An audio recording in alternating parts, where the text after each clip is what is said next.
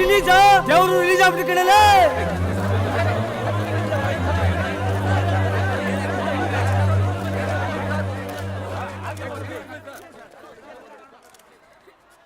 ನಮ್ಮ ಅವ್ವನ ಹೊಟ್ಟೆಯಿಂದ ತಿರುಗುಟ್ ಬಂದಂಗಾತು.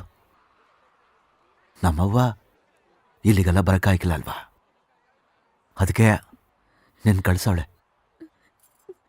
ಅವನ್ ಋಣನ ನಿನ್ ಋಣನ ತೀರ್ಸಕ್ಕಾತದ?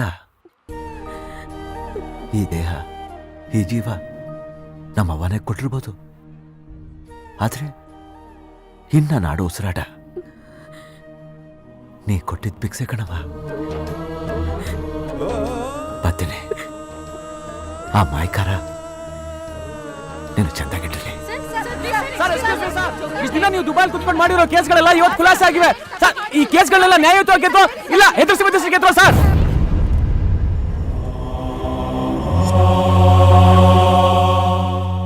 ಎರಡು ತುತ್ತು ಅನ್ನಕ್ಕೋಸ್ಕರ ಸೆರಗಾಸ್ತಾರೆ, ದುಡ್ಡುಗೋಸ್ಕರ ಇನ್ನೊಬ್ರು ಕತ್ ಕುಯ್ತಾರೆ.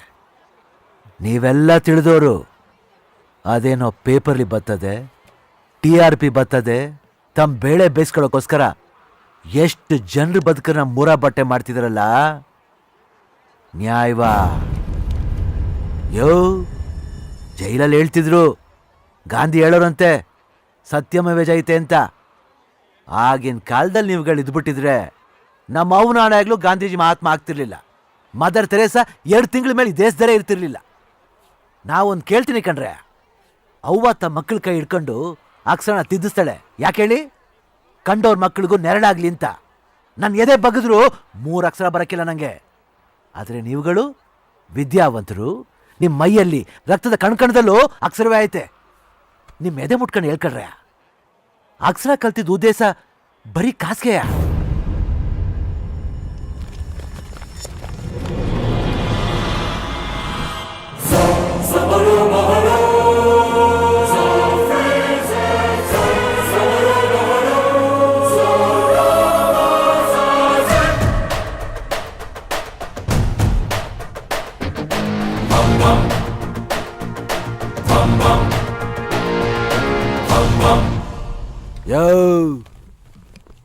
ಬರ್ಕಯ, ಪೇಪರ್ ಮುಂದಗಡೆ ಬರ್ಕೋ. ಬೆಂಗಳೂರು ನಂದು. ಇನ್ಮೇಲೆ ಕರ್ನಾಟಕ ಬಾರ್ಡರ್ಲಿ ಎಕ್ಕಸ್ಟಿತ್ ಒಂದು ನಾಯಿ ಒಳಗೆ ಬರ್ಬೇಕಾರು ನನ್ ಕೇಳ್ಕೊಂಬರ್ಬೇಕು. ಅಕಸ್ಮಾತ್ ಬಂತು